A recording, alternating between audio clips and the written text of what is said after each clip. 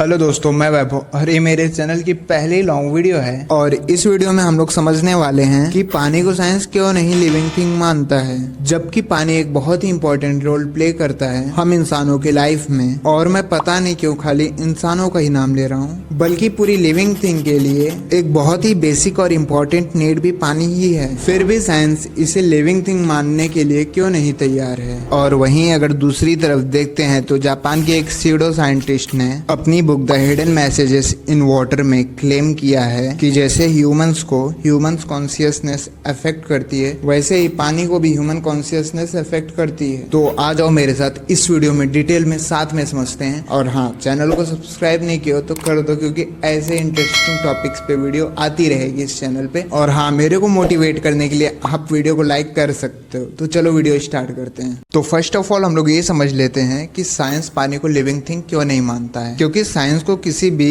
Species, fluid या object को living thing मानने के लिए उसमें ये 8 कैरेक्टरिस्टिक्स होने चाहिए। अगर आप लोग को कैरेक्टरिस्टिक्स वर्ड थोड़ा हार्ड लग रहा है समझने के लिए, तो आप उस जगह पे क्वालिटीज वर्ड को रख के समझ सकते हो। लाइक हनी सिंह के पास अगर म्यूजिक प्रोडक्शन की क्वालिटी है, तभी तो वो इंडिया के नंबर 1 म्यूजिक प्रोड्यूसर हैं। वो वाली क्वालिटी की मैं बात कर रहा हूँ। तो रिटर्न में अपने टॉपिक पे आता हूँ। वो कौन सी ऐसी 7-8 कैरेक्टरिस्टिक्स हैं जो कि साइंस के हिसाब से एक लिविंग थिंग में होना बहुत जरूरी है। फर्स्ट ऑफ ऑल हम लोग ये समझ लेते हैं, जो लिविंग थिंग का स्ट्रक्चर होता है वो एटलीस्ट सिंगल सेल से तो बना हुआ होना चाहिए। तो क्या पानी भी सेल से बना है? नहीं, पानी तो सेल्स से नहीं बना है, बट सेल्स पानी से बने हैं। इसको समझ लो। मैं फिर से एक बार बोल रहा हूँ, पानी तो सेल्स से नहीं बना है, बट सेल्स पानी से बने हैं। Number 2, the ability to respire. अब यहाँ पे रेस्पायर वर्ड को सुनकर आप लोग कंफ्यूज मत होना, क्योंकि इसका मतलब भी रेस्पिरेशन ही होता है। और अब रेस्पिरेशन मतलब तो आप लोग जानते ही होंगे, यानी कि जो थिंग्स सांस ले पाती हैं उन्हें भी साइंस लिविंग थिंग मानता है। और इस टेस्ट में भी पानी फेल है। Number 3, the ability to grow and develop. यानी कि जो थिंग अपने आप को ग्रो कर पाती है और डेवलप कर पाती है, वो भी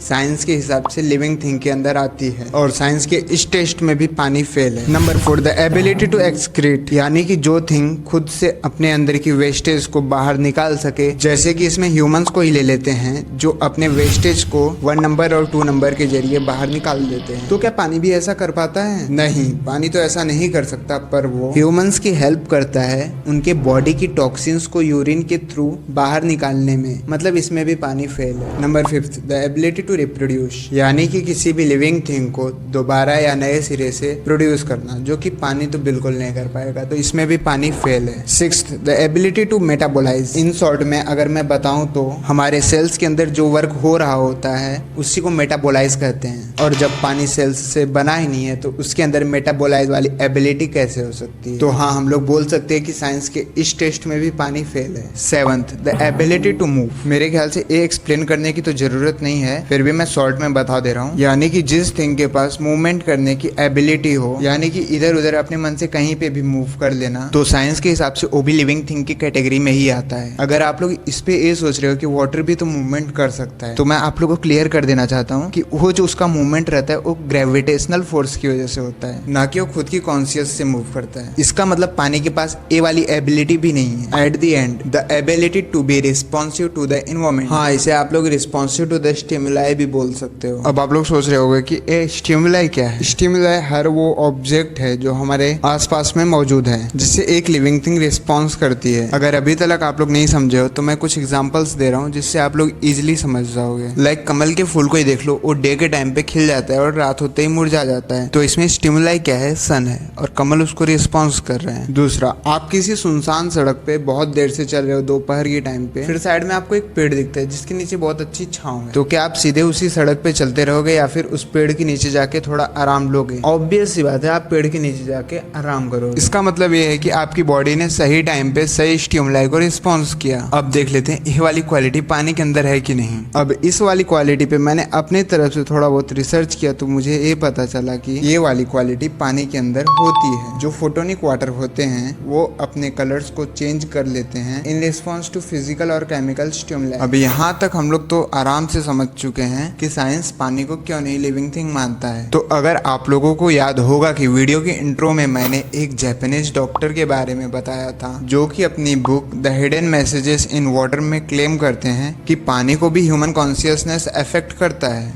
तो आओ इसे भी जल्दी जल्दी से समझ लेते हैं। जापान के एक author, businessman and pseudo scientist रह चुके डॉक्टर मासारू इमोटो ने अपनी एक book the hidden messages in water को पब्लिश किया था ईयर 2004 में, जिसमें वो क्लेम किए थे कि जो हम इंसानों की चेतना होती है यानी कि कॉन्शियसनेस, वो पानी की मॉलिक्यूलर स्ट्रक्चर को अफेक्ट करती है। मॉलिक्यूलर स्ट्रक्चर क्या होता है? जब पानी को हम लोग बर्फ बनाते हैं, फिर उस बर्फ को माइक्रोस्कोपिक लेवल पे देखते हैं तो उसमें जो क्रिस्टल्स दिखते हैं वही होते हैं मॉलिक्यूलर स्ट्रक्चर पानी के। हाँ, तो मैं रिटर्न आता हूँ अपने टॉपिक पे। और इसके अलावा उन्होंने एक और थ्योरी दी थी, किसी भी गंदे पानी को हम लोग पॉजिटिव विजुअलाइजेशन से क्लीन कर सकते हैं। और इसका मतलब ये बिल्कुल नहीं है कि पानी हमारे इमोशंस को फील करता है। असल में जो हम लोग सोचते हैं पॉजिटिव और नेगेटिव थॉट्स के बारे में, वो थॉट्स वाइब्रेशंस को एमिट करती हैं यानी कि प्रोड्यूस करती हैं, जो कि पानी के क्रिस्टल्स को माइक्रोस्कोपिक लेवल पर ब्यूटीफुल और अगली स्ट्रक्चर देता है। तो आओ ये भी समझ लेते हैं कि उन्होंने अपने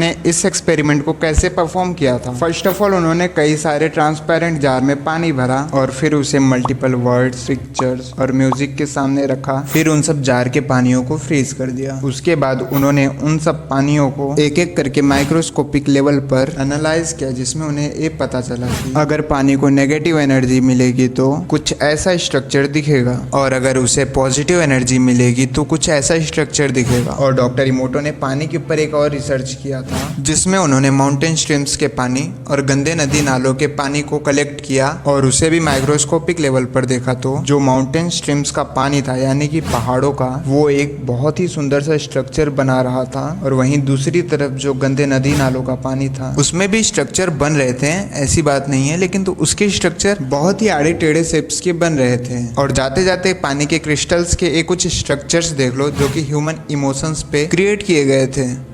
बस दोस्तों, आज की वीडियो के लिए बहुत हो गया, और मिलते हैं नेक्स्ट वीडियो में, जिसमें हम लोग फिर से एक नए टॉपिक पे साथ में डिस्कशन करेंगे और उसको एक्सप्लोर करेंगे।